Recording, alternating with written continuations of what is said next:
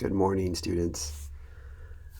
I am recording this screencast as a reminder / overview of your nonfiction independent reading project and what we're going to do with it. So far, you've been reading. That was the assignment. Remember, start with the introduction, get the why the author wrote what they're writing and what it is that they're claiming in their writing.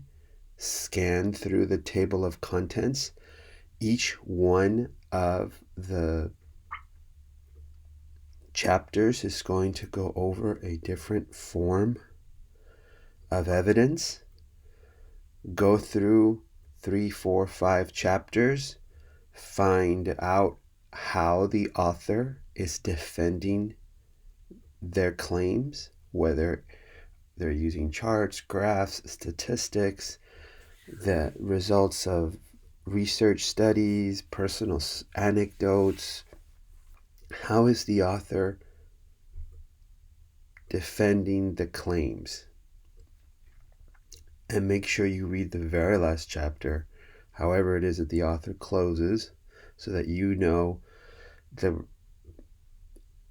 connection between all of the forms of evidence that the author has used with their purpose.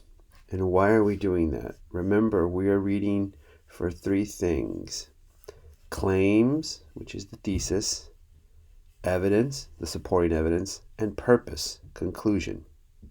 Claim, evidence, purpose. This is what we're trying to discover in whatever we read, particularly when we're reading nonfiction. So that's what we were reading. That's what we were doing. Now, what are you going to do with it next? There's going to be a 4-paragraph review paper that we write, each paragraph worth 10 points. I'm going to show you what we're going to put in it. And you're going to do a 5-minute presentation. Remember that we don't do presentations in front of the class now because we don't have a classroom to be in front of. So instead, you're going to be recording a screencast the same way that I'm recording this screencast. It's pretty simple.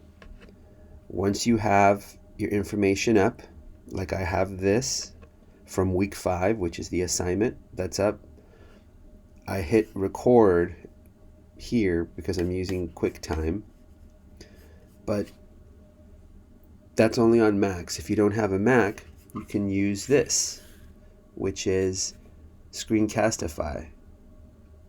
Screencastify, you just roll your mouse cursor over it and it'll tell you it's in Chrome. Some of you already have it pre-installed. If you don't have it pre-installed, you go over here to the apps and type in Screencastify. This is how you spell it so you can see it. Screen and then cast and then ify. Screencastify. And it lets you record, I think, 100 different screencasts a month, but we only have to record 1. And once you have your slideshow up, then you hit record and you start talking about your book and teaching it to the class. Once we get closer, I'll do another screencast to show you how to do that specifically, but I wanted to go over how you can write the paper. We're going to do a lot of it in class as we get closer. It's not due until the week before the final. But here's some more information about, we talked about this when we started the project, that you have to think about as you're reading and you're preparing for your paper. But when we get over to the review paper section, I want to go over each of the paragraphs so that you know what's going to be in them. The paper is expository, which means it's writing that exposes or explains. And it's going to cover 4 topics. Your primary source, the principal source, which is your book, and specifically what was going on in the book in terms of claims it's making, evidence it's using to support those claims, and the purpose of making such a claim. That forms what's called a rhetorical précis, and we're going to learn how to write one in class. It is a 4-sentence paragraph. 4 parts, really, usually 4 sentences. You can build it a little bit bigger, but to be sure, 4 parts, 4 sentences. The first sentence is about the claim. The second sentence is about how the evidence is shown that supports this claim. The third sentence is on the purpose of making such a claim. And the fourth sentence is about the audience that this piece is directed to. The second paragraph is about how the author persuades. Whenever the author is trying to persuade you, or the speaker, or the politician, or the person on the radio, or the person on TV, whoever it is that's trying to convince you of something that's being communicated to you, they are trying to change your mind to some degree, or strengthen your personal opinion if it's in agreement with theirs. And so a long time ago, ancient Greeks came up with a term for it, which is the root of rhetoric. And again, rhetoric means trying to persuade. Something that is rhetorical is trying to persuade you of something. And they discovered, or at least they proposed, I should say, what they called 3 pillars of rhetoric.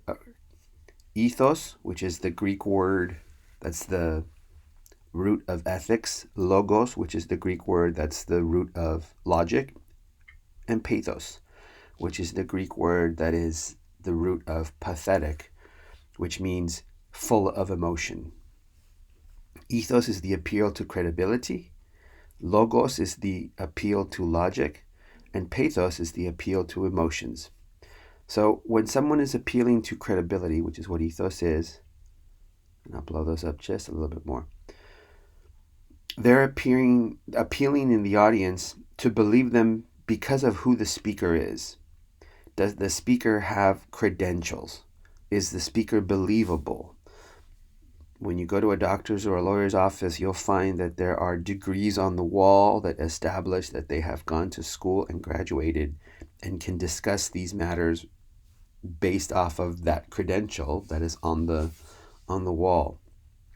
A lot of times speakers will try to have an appearance that makes the audience more likely to believe them. There are different ways that you can establish credibility, and that authors try to. In the introduction, you'll find whether or not the author discusses their own personal experience and their own education and training and their own profession to establish whether or not this is someone you should believe. Logos is the appeal to logic, and logic is often conveyed in what are called causal relationships, cause-effect, often numerical. So if the author is using a lot of charts, a lot of graphs, a lot of tables that have numbers that they're trying to show, look at all these numbers that prove this. They're trying to use logic.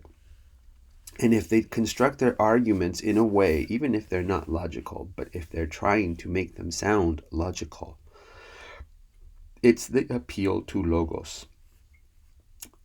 The last one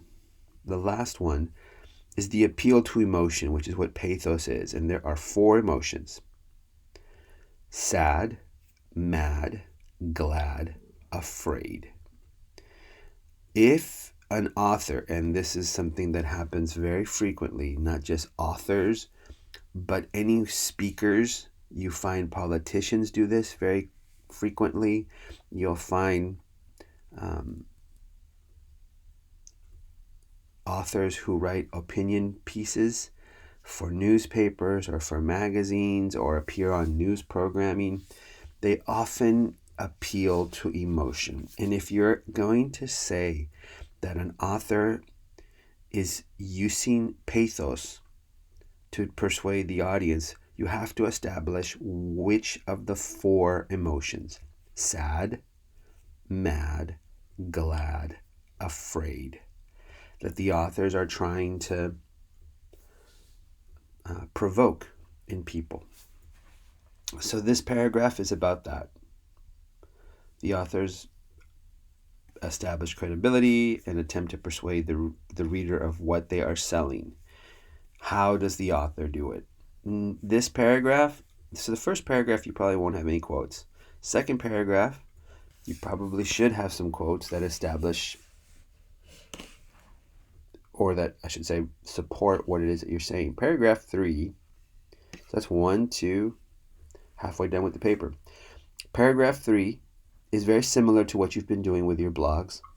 You're going to find a current news source that's related to your book's subject, and you're going to compare, contrast, and or correlate. Compare to show how they're similar, contrast to show how they are different, and correlate to show how they relate to each other in a way that is connected. So a secondary news source, let me blow that up, right? A secondary news source, which means you're going to have to do a little bit of research, but you do that every single week when you write your blogs. You go to news.google.com. It's one of my tabs up here, as you can see. And when you do that, you'll find something related to your text. Do not, please do not, said one more time for emphasis, do not put your book's title in Google News, because you're going to get a review. Reviews of the book are not secondary sources that are useful for this paragraph. Instead, what you want to make sure that you do is you have a news article based off of the major area of concern in the book. So if you've got the book Fast Food Nation and you're looking for information about fast food restaurants and health, don't put the title of the book. Instead, put something related to fast food, links to obesity, links to diabetes, links to whatever illness that you can come up with. Make it like that. Don't put the name of the author. Don't put the name of the book. Instead, put the subject of the book. And that'll give you some news-based articles.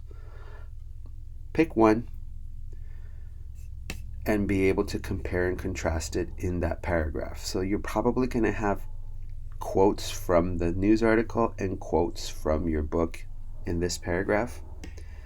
Then my favorite paragraph, which is the last paragraph. So the last paragraph requires you to know the book pretty well and understand sort of where we are in America right now. Now, none of these books were written last week, but they were written in America.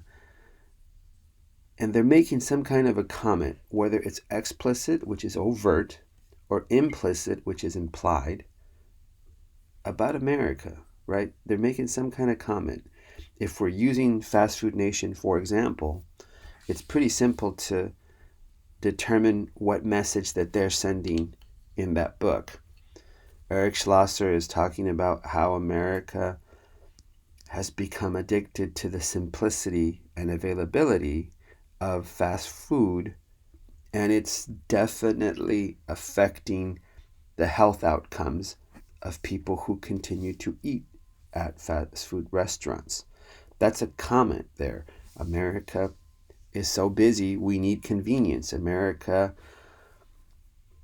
is so stressed out, we need comfort food. There's lots of things that you can assert about your book.